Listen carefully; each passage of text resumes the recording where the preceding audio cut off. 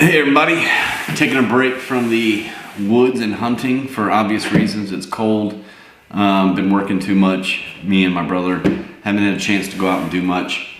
But I wanted to make a quick video on the top 5 best snakes for beginners and the worst snakes for beginners. And these are all my opinion, but I can kind of tell you why I feel that way. So the first, I'm going to do the worst. The top 5 worst snakes you can get as a beginner.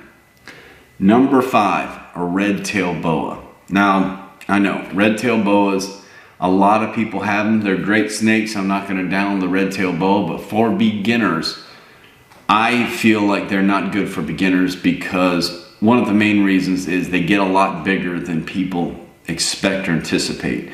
I think even the average person views a red-tailed boa as a boa that only gets about 5-6 feet. When in reality, they can get much bigger. I think I've seen them up to 10 feet and, you know, that big around. They get pretty big. Not set up for a small aquarium like a lot of people want and think. These things get bigger than average. And that's why I put it at number 5 at don't get if you're a beginner. Just my opinion, not saying they're bad snakes. I think they're awesome, but this is strictly for beginners. Number 4. Emerald tree boas. I don't think those are good for beginners. They require a little more husbandry and care and setup than your average snake, especially for beginners. They pack one heck of a bite. If you get bit by one, I feel like they're just not good for beginners. Even a lot of people that have worked in the reptile industry a long time don't even like dealing with them. That's just my opinion. Again, I don't think they're great for beginners. They have almost like fangs for a non-venomous snake. You don't want to get bit by one of them. Number 3, one of the coolest snakes that everybody thinks about is an anaconda. Terrible snake for beginners. They're aggressive. Typically, when I say aggressive, obviously not all of the same snakes are aggressive or are mean, but they are more bitey than a lot of the other snakes you can buy, and they get obviously huge. Whether it's yellow anacondas or green anacondas, they get big. Greens obviously way bigger, pushing 20. I don't know what the record is, 27 feet, 28 feet, somewhere in there. But I think I would say the average is at least roughly 20 for a full-grown adult. You don't want that, obviously. What are you going to keep it in? You're getting something small for a small snake, and you end up with a 20-foot snake, and a lot of food for something that big. You got to think about that too. That's like chickens and pigs. So, green anacondas, yellow anacondas, not ideal for beginners. Number 2, it's 2 of them put together. Reticulated python, reticulated and Burmese pythons. I don't feel these are good for beginners for several reasons. They're semi-aggressive compared to a lot of snakes. They get huge. These are not something you're going to keep in a 10, 20, 30 gallon aquarium. They're going to need a lot more space, just like that anaconda. And much like the anacondas, once you get something that big, if it does bite you, you know, if a corn snake gets aggressive and bites you, you're going to bleed a little bit, you're going to be fine. If an anaconda bites you, it's going to hurt. I saw a guy get bit on the knee one time in a show, and it actually caused nerve damage in his leg, because a snake that size is going to cause some severe damage when they latch onto you, especially if you have a jerk reaction and you try to yank away from it. Had a yellow anaconda bite me on the hand one time and yanked my hand away, and I ripped off a bunch of teeth in my knuckle. Very painful, very bad. And that was a smaller one. He was only about 7-8 foot. So anyway, not for beginners, in my opinion. Number 1, snakes not for beginners. Anything venomous.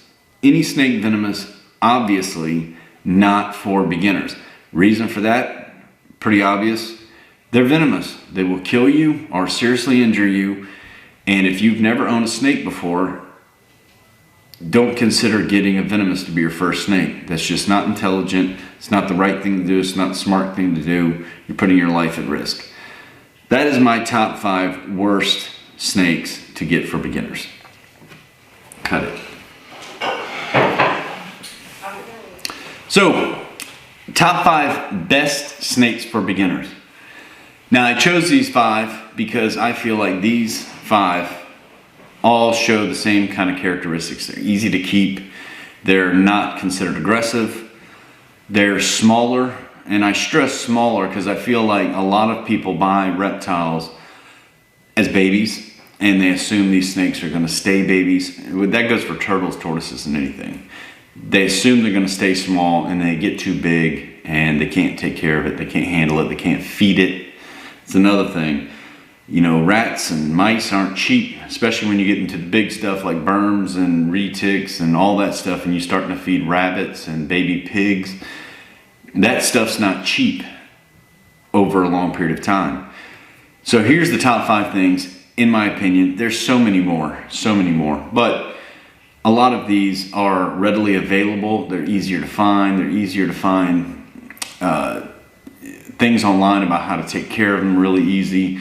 So they're more common in the reptile industry, easier to take care of, and that's why I picked them. Number 5, ball python. Now I put ball python at 5 because ball pythons are great little pets. If you're a python person, they're small for pythons. Good for beginners. The only reason they're so low is because ball pythons have a tendency sometimes to go off feed, act a little weird compared to the other snakes. So I put them a little lower than the rest of them. But ball pythons, great animals to have. If you're into the morph thing, which morphs are cool, there's probably, outside of corn snakes, more morphs than ball pythons than any other snake species. They just make them up as they go along. But number 4, Western Diamondback. See, I'm into Venomous again. Western hognose snake. Stressing Western because you don't want, Easterns would not be good for a beginner, I don't feel. They're mainly toad eaters. They don't make great pets as well as a Western hognose does. Western hognoses, rodent eaters, very easy to keep. Pretty common in the pet trade, cheap, and they don't get very big. So if you want something small, cool and small, Western hognose is your snake. Number 3, sand boas. I like sand boas, therefore they're more of a burrower. Very easy, not aggressive at all. None of these snakes are in my list are very aggressive in the top 5. I think they make great little pets. Not as common as the others in the pet trade, but they're pretty common and readily available and cheap. So those make good pets. Number 2, king snakes. Love king snakes. King snakes are some of the coolest snakes in North America. There's many different species to pick from. They come in different colors. The cow kings come in a lot more different morphs than the rest of them. But king snakes make very good pets. They're non-aggressive. They're rodent eaters. So you can feed them mice. They don't get giant. You know, mice, you can keep them on mice their entire life because they won't get that big as the big snakes will. Very good for beginners, especially. I think the non-aggressive part is what really makes good snakes for beginners, because you don't want somebody who is getting a snake to get bit all the time and start fearing them a little more. So I think those make great pets for beginners. And the number 1 snake for beginners, which is probably on everybody's list as number 1, is a corn snake. Now the reason a corn snake is they're cheap, they're readily available, they're easy to keep. That goes for all types of rat snakes, which a corn snake is a red rat. But the typical corn snake, they come in so many different types of morphs. Just when you think they can't come out with any more, they come out with a new one. Like I think the most recent one is probably a palmetto corn. Very cool snakes, very easy to keep. And that would be the top one, in my opinion. Probably the most common snake for beginners to get anyway. So that's my top list of best and worst snakes you can get. There are plenty more to go around. I mean, there's so many different species of snakes out there. There is a snake out there for everyone. And some of the stuff I didn't even put on here, your specialty snakes, your elephant trunk snakes, or your different types of pythons, rubber boas. So many different types of snakes out there. Some are easier to get than others. Some are impossible to get because of where they're from and who breeds them. Some are extremely expensive and some are really cheap. If you're getting a snake, the biggest thing out of this is if you're getting a snake, turtle, lizard, whatever it is, it doesn't matter. Look into what you're getting. Because I've said it before in other videos. You don't want to get something that you really don't know what it is. You know, people get monitors, baby monitors. Don't realize that some of these monitors get 6 foot long and huge. You know, they get a little baby and think it's cute. Some of these things are super aggressive. Some of these reptiles have specialty diets you don't think about, like we talked about mud snakes before. They only eat sirens. You don't want to get something and take it home and then realize this might not be the best fit for you. So again, look and research what you're getting before you get it. Don't just go to a reptile show or go to an online reptile site and buy something without doing your research, because you might be getting something you don't really want or need, or could even take care of if you wanted to. But you just wanted to give you a little helpful video. If you have any questions, comment below. If you have a specific snake in mind, if I know about it, I'm by no means an expert, but I have had a lot of different snakes over the years. I used to vend shows a lot back in the day. So I know a little bit about a lot of these reptiles. I know the basics, especially when the more common stuff, and I've had a lot of the rare stuff too.